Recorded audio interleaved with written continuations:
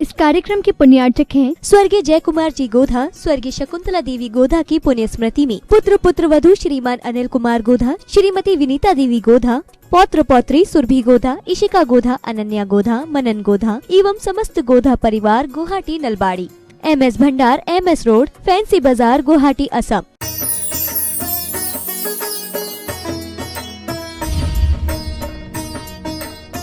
बहुत पुण्य, बहुत सौभाग्यशाली हैं आप सब। संतों का आवागमन और संतों का मार्गदर्शन आप सब लोग पाने का प्रयास करते हो।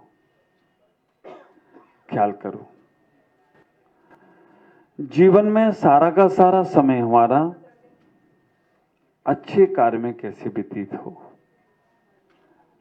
जीवन में सारा का सारा जीवन कहा करते हैं 100 काम छोड़कर आदमी को नहाना चाहिए,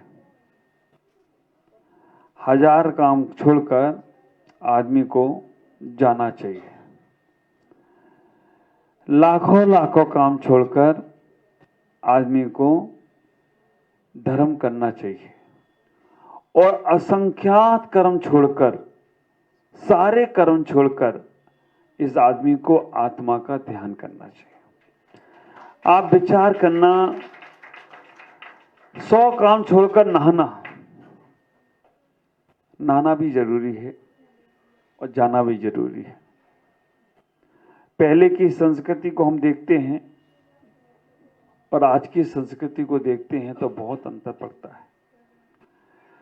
पहले कहा करते थे कि संस्कार जो आते हैं ऊपर से नीचे आते थे, बड़ों से बच्चों के पास संस्कार आते थे, लेकिन आजकल संस्कार बच्चों से बड़ों पर जा रहे हैं। पहले बच्चे लोग बड़ों को देखकर सीख लेते थे, लेकिन आजकल बच्चों से बड़े लोग सीखने का प्रयास कर रहे हैं। ख्याल करो, ये जो बच्चे मंदिर आ रहे हैं, कई बार आपका मंदिर आने का मन नहीं होता है, लेकिन आपका बच्चा मचल जाए तो आपको लगता है कि चलो हमें मंदिर जाना है, बच्चों को संस्कार दिलाना है। हमें इतना ही विचार करके रखना है कि हम इन बच्चों को देखकर समझने का प्रयास करें। हम कैसे अपने जीवन को संभाल सकते हैं, कैसे इन बच्चों को लेकर अपने जीवन को व्यवस्थित कर सकते हैं। तुम्हारी हर क्रिया बच्चे देखते हैं। बच्चे सिखाने से कम, दिखाने से ज्यादा सीखते हैं, क्योंकि जैसा तुम करोगे वैसा ही बच्चे करने लग जाते हैं। कई बार सुनते हो ना आप, महाराज जी को ढोक लगाओ, है ना, और ढोक लगाया, तुमने तो नहीं लगाया, लेकिन बच्चों से बोलते रहे ढोक लगाओ, और बच्चों ने गलत सुन लिया तो ढोक लगा दे। तो विचार करो, हम बच्चों के साथ रहकर अपने आप का कैसे कल्याण करने का प्रयास करें, कैसे अपने जीवन को समझने का प्रयास करें। तुम एक पूरी पाठशाला हो, बच्चे तुम्हें देखकर सीखने का प्रयास कर रहे हैं, लेकिन तुम बच्चों के कारण से कई चीजें छोड़ते हो, ये हमें मालूम है। टीवी देखते हो बार बार और आपको लग रहा है कि बच्चों को सुधारना है तो टीवी का कनेक्शन कट करा देते हो। ख्याल करके रखना, कई बार तुम मोबाइलों पर लगे रहते हो और तुम्हें बच्चों को सुधारना है तो क्या करते हो, मोबाइल बंद कर देते हो। बच्चे बहुत होशियार, कई बार ऐसे बच्चे हमको मिलते हैं, बहुत होशियार। एक बच्चे से मैंने पूछ लिया, बेटा एक गुरुजी मिल गए हैं, एक गुरुजी मिल गए और बच्चों से बोल दिया, बेटा तुम मेरे चेले बन जाओ तो मैं स्वर्ग का राज दे दूंगा। ऐसी बच्चा था होशियार, उसने कहा गुरुजी तुम मेरे चेले बन जाओ, मैं तुम्हें दिल्ली का राज दे दूंगा। मोदी जी आ रहे हैं, उनसे सिफारिश कर देंगे, तुम्हें दिल्ली का राज दे दूंगा। गुरुजी ने पूछ लिया कि दिल्ली का राज तुम्हारे पिताजी का है? बच्चे ने बोला स्वर्ग का राज तुम्हारे पिताजी का है। बच्चे होशियार होते हैं, बच्चे एक एक चीज को समझते हैं। मैं आपसे कहूंगा इतना ही समझने का प्रयास करो कि आप अपने जीवन को समझने का प्रयास ऐसे ही करते रहो। कितना महत्वपूर्ण समय तुमने अभी धर्म के लिए निकाला। ये पाठशाला जैन जगत की शिक्षाएं हर जगह पहुंचना चाहिए। और मैं तो इतना ही कहता हूं कि हमारी हर चर्या, हर क्रिया एक शिक्षा है। हमारा बोलना, हमारा चलना, हमारा उठना, हमारा देखना, हर चीज से हमें अगर शिक्षा मिलती हो तो कोई आश्चर्य की बात नहीं है। हर जगह से शिक्षा मिलती है। हम पहले के जमाने को देखने का प्रयास करें और आज के जमाने को देखने का प्रयास करें तो बहुत अंतर आता है।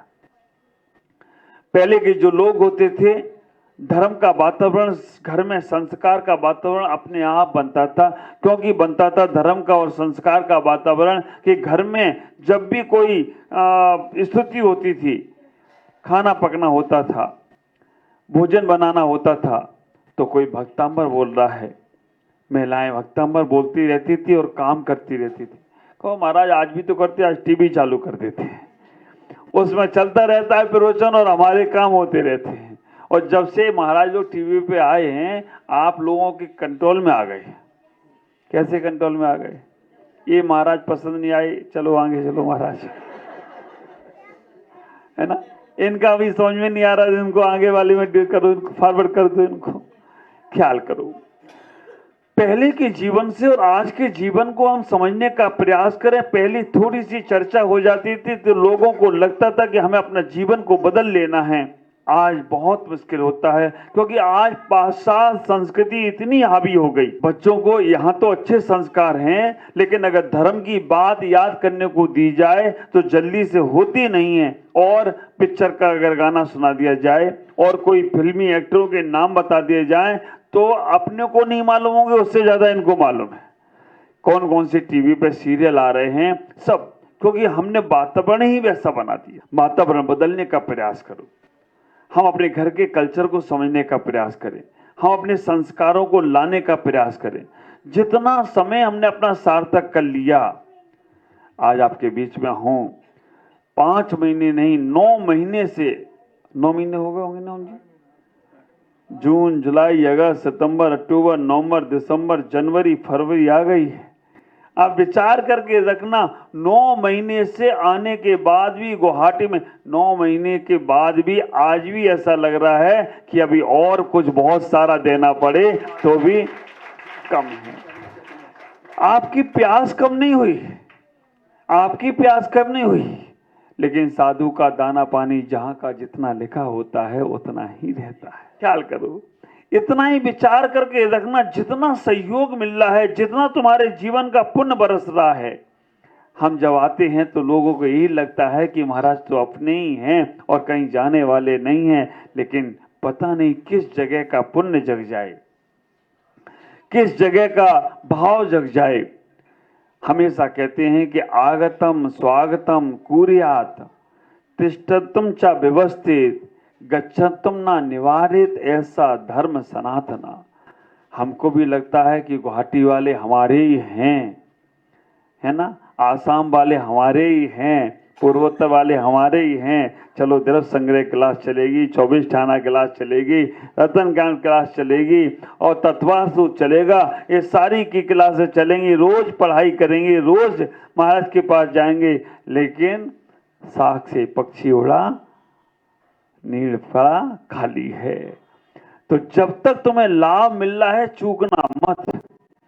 इतना ही विचार करके रखना, जितना समय मिले उतने समय को आप उपयोग करने का प्रयास करो। अपनी श्वासों का सदुपयोग करने का प्रयास करो। क्योंकि जब तक तुम्हारे पुण्य हैं, जब तक तुम्हारे भाव हैं, जब तक साधु का दाना पानी लिखा है, तभी तक तुम्हें पुण्य और सौभाग्य मिलते हैं।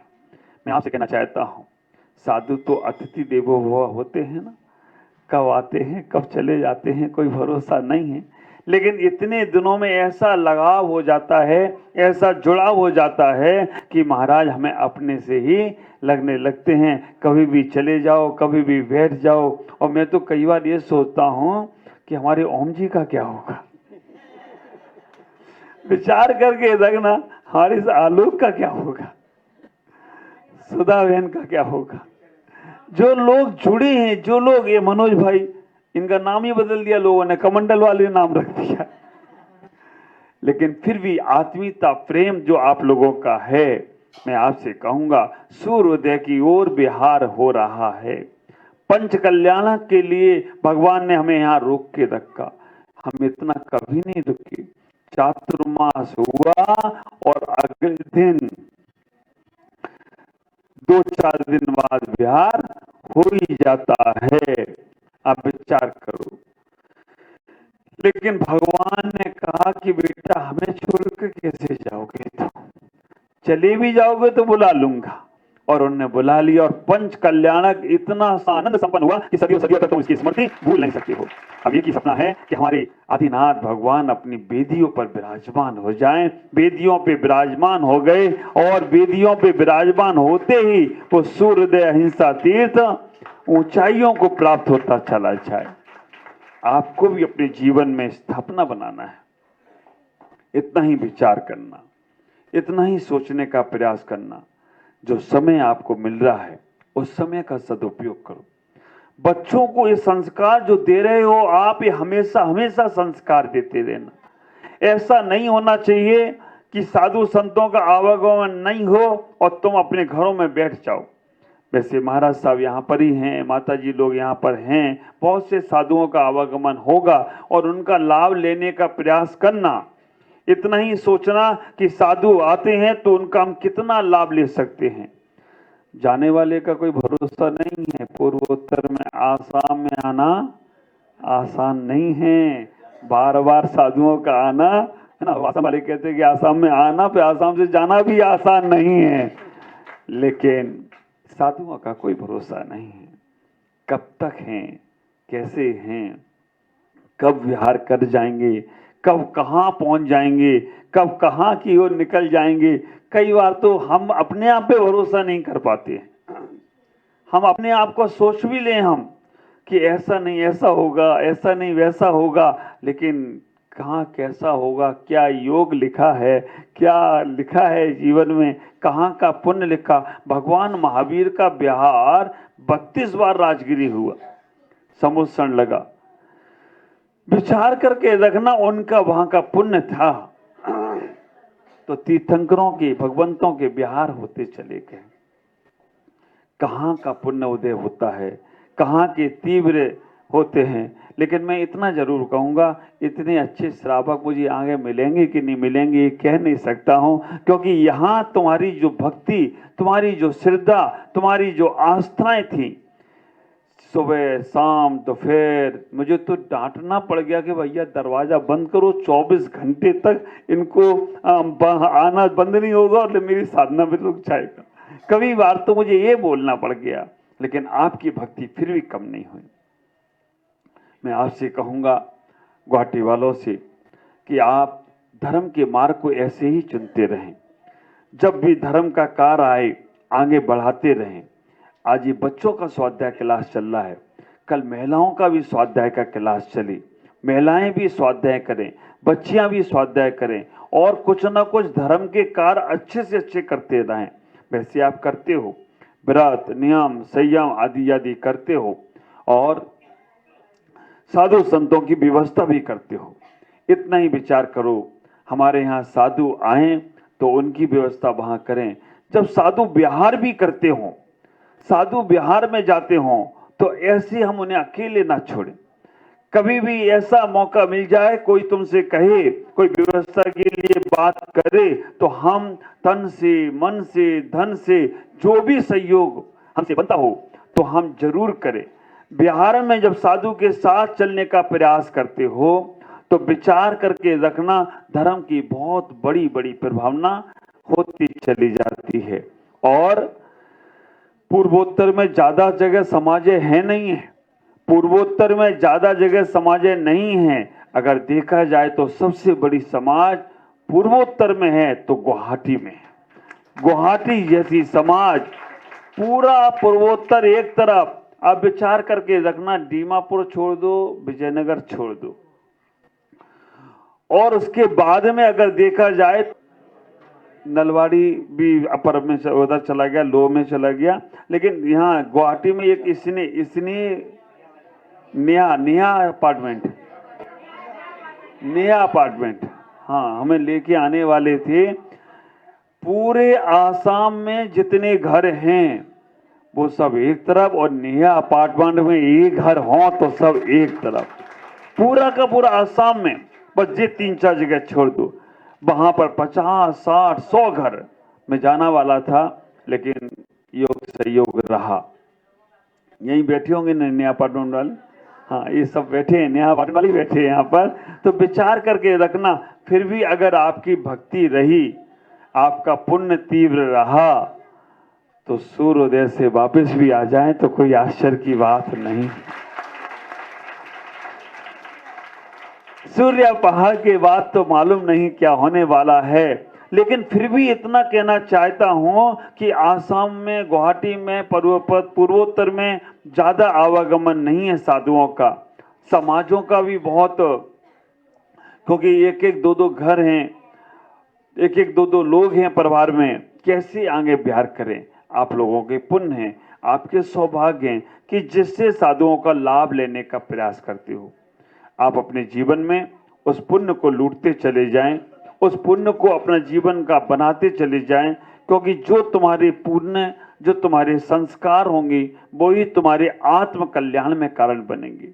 आप विचार करके रखना, सारा गुवाहाटी दम लगा लिया कि हाँ ऐसा है, वैसा है, ये है, वो है, पूरी गुवाहाटी ने दम लगा लिया। लेकिन बस जैसे हमारे अध्यक्ष जी सामने आए, उन्होंने कहा नहीं होगा, और बहुत अच्छे से होगा, और बहुत अच्छे से होता चला गया।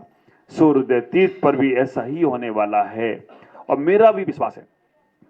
सूर्योदय तीर्थ पर, जहां पर आज हम सूर्य पहाड़ पर, जहां वर्षों से भगवान थे लेकिन हमें पता नहीं थे, मुझे ऐसा भरोसा है कि जैसे ही वहां पर भगवान विराजमान होंगे, उस सूर्योदय का ऐसा उदय होगा, ऐसा उदय होगा कि सारा का सारा वातावरण पवित्र और पावन होता चला जाएगा। आप सब लोग उस तीर्थ से जरूर जुड़ने का प्रयास करें, तीर्थ से जुड़ें, संतों से जुड़ें, भगवंतों से जुड़ें, जिससे आपके जीवन के पुण्य और बढ़ते चले जाएं। कल यहाँ से हमारा दिसपुर की ओर बिहार हो रहा है। दिसपुर जाकर वापस कब लौटेंगे जी हम वहीं बताएंगे। कल दिसपुर जा रहे हैं, दिसपुर जाकर वापस कब लौटेंगे यही बताएंगे। लेकिन 24 और 25 फरवरी, ये 24 और 25 फरवरी सूर्योदय अहिंसा तीर्थ, दिगंबर जैन अहिंसा तीर्थ का जो भाग उदय होने वाला है, उसमें आप जरूर लाभ लेने का प्रयास करेंगे। कल हम वहां पर शिलान्यास होने वाला है, और शिलान्यास के बाद वहां से कैसी चर्चा होगी, संभावित गुवाहाटी से, संभावित फाइनल नहीं है क्योंकि पल का भरोसा नहीं है, कल का कौन जाने, इसलिए संभावित अगर आपका पुण्य रहा और आपके भाग अच्छे रहे और सबका साथ रहा, तो संभावित 11 तारीख तक मैं आपके गुवाहाटी रह सकूंगा।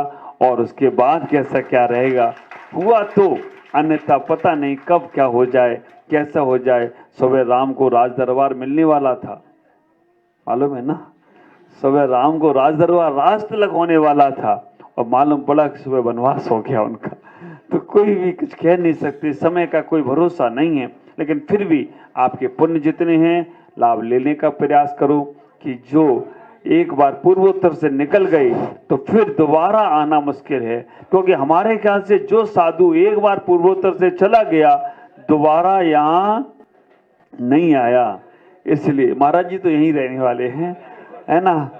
और आप विचार करके रखना, पूर्वोत्तर से जाने के बाद जब तक पूर्वोत्तर के नहीं चाहते हैं तब तक होता नहीं है। तो आपको जो लाभ मिल रहा है, और मुझे बहुत अच्छा है कि हमें यहाँ पूर्वोत्तर आया और आप सबने लाभ लिया।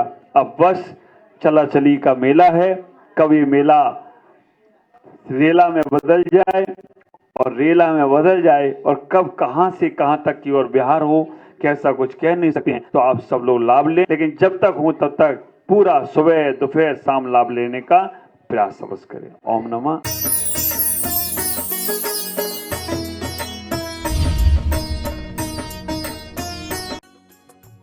इस कार्यक्रम के पुण्यार्जक थे स्वर्गीय जय कुमार जी गोधा, स्वर्गीय शकुंतला देवी गोधा की पुण्य स्मृति में पुत्र वधू श्रीमान अनिल कुमार गोधा, श्रीमती विनीता देवी गोधा, पौत्र पौत्री सुरभि गोधा, इशिका गोधा, अनन्या गोधा, मनन गोधा एवं समस्त गोधा परिवार, गुवाहाटी नलबाड़ी, MS भंडार, MS रोड, फैंसी बाजार, गुवाहाटी, असम।